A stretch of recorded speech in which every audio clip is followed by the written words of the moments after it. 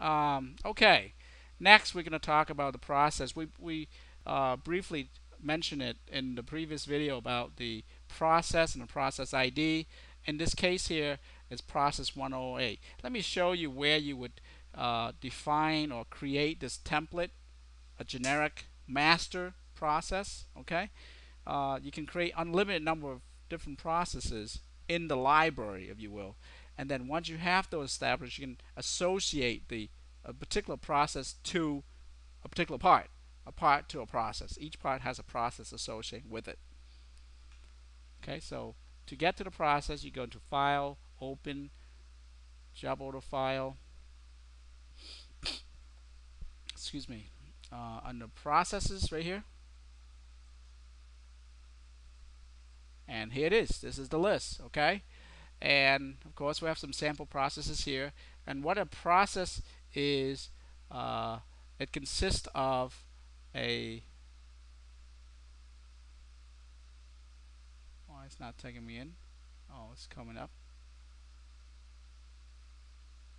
There you go.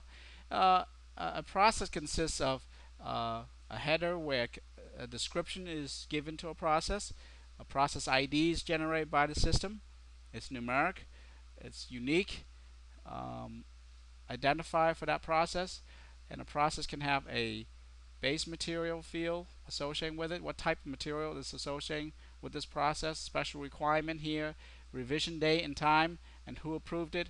But more importantly, in the process, you have individual steps, meaning each step, uh, whatever step is needed to complete this process, is outlined here, is created by inserting, adding, appending to each of the step, and the step numbers are automatically assigned by the computer.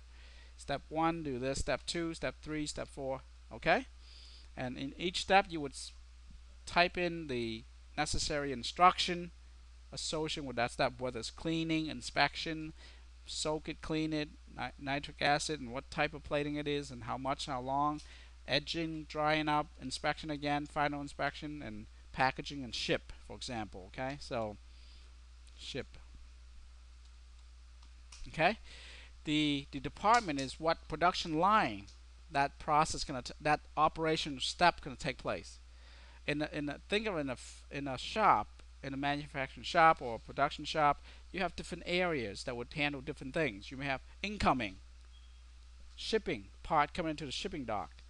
You have the wash area where it may go to rinsing. Washing. Just to clean up. And you may have an area for masking, where you put the parts, and you, after it's clean, you tape up the area that you don't want it to be affected, like painting. Painting a part, certain part you don't want the paint to get on, so you put tape. That's why the masking tape. Put tape around areas where you don't want the stuff to touch. That's a labor intensive process, but nevertheless, if it's called for, if you have a blade and you don't want this particular material to get onto this area, you got to tape it. Or you put wax, non-conductive material like wax or some kind of coating to keep the metal from getting to that part. So that's what the department, different lines. You may have the shipping, or the other one is plating. Of course, you have the actual production of dipping and plating, and then you have an area for QC, for quality control testing. The part, when it's done, coming off the production line, it will go into quality control area to be inspected, to check: is it crack, is it blister, is it peel, is it meeting the specification that calls for in here. So that's what it means by department. So you have incoming, you have production, and each company will give a different department code, whether it's number or whether by name. Department 15, Department 1, Department QC, shipping, different department. So that's what it's here. That's what's specified here. Uh, I don't know if there's a lookup. Unfortunately, yeah, there is. Yeah. So whatever department that, so this would be like incoming. I don't have one, but you pick one. Uh, let's say, yeah, you can type it in. You can type it in. Sure, you can type in shipping or incoming. receiving. Right there. Okay? Estimated time. How long does it take for this particular operation to be completed, to complete? So let's say I'm estimating 15 minutes. It's 0.25, quarter of an hour. Okay? Estimated time. Tank ID, if you know what tank is going to be taking place, then put it in here. Process ID, that's the process number assigned. So you don't all these steps belong to that process. That's why they have the same process ID. You can't change this. You cannot change the process ID because they're related. They're connected together. For one process, you have multiple operation steps. These checkboxes here, whether to print the barcode or not to print the barcode, print the picture or not to print the picture. So in other words, you can, for each step, you can attach a picture to it and be able to show on the printout. I think, don't we have a copy of the printout? I'll show you a printout of a part, a job order that has different pictures associated with each step. Okay, so that's what these are for. Print barcode or not to print barcode. Okay, so that's really the main. Yeah, when you associate a picture, you can see a little thumbnail preview image of that part. Memo. This is the old legacy version where we didn't have the individual step like this. In the modern version, we have step 1, step 2, 2. In the old version, we just gave them a big field of text, and they type in a number themselves. The drawback to that is if they decide to insert a new, they have to go back and put in 2. Let's say if I insert 2 here, then that means I have to go down 2, 3, 4, 5, 6. If you have 100, good luck. I mean, not good luck, but it's time consuming. Okay? So that's why we do away with that. Plus, because it's text field, they type everywhere. It's not like finite. You don't know what department where they put in, what time they put in. You don't know what step. So it's all over the place. If somebody type, it's nice and neat here, but somebody may decide to put 3 here, 4 like that, and we'll take it, but it will make it extremely difficult for the computer to decide where the start of a new line, where it ends, so that's why we step away from that particular this layout and go with the specific line item, operational line item. Excuse me.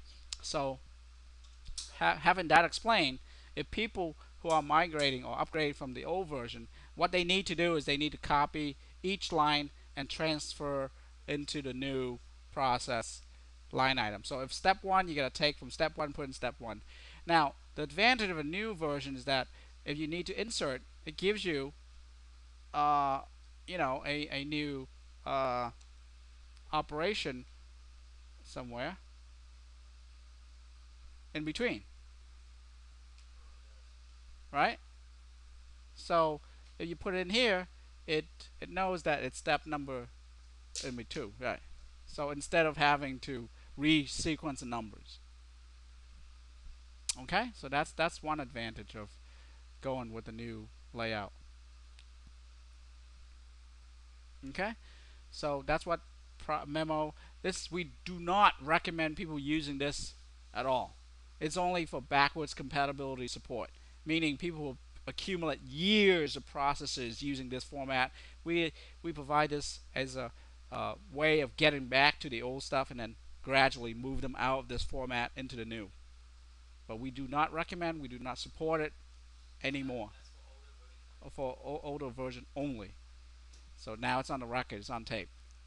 I said it. So you heard it. It's going to be replay over and over again. Okay, copy process. This is another nice feature where because processes tend to be very involved, it can be lengthy, it could be in hundreds of steps, right? And keep repeating, typing all the step over and over can be very time consuming.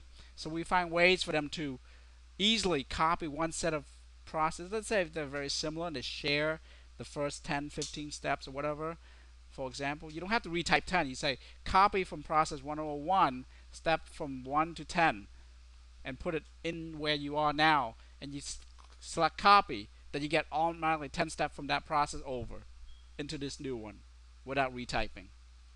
A time saving measure of this feature. Okay? Does that make sense? Revision history. We talk about managed change.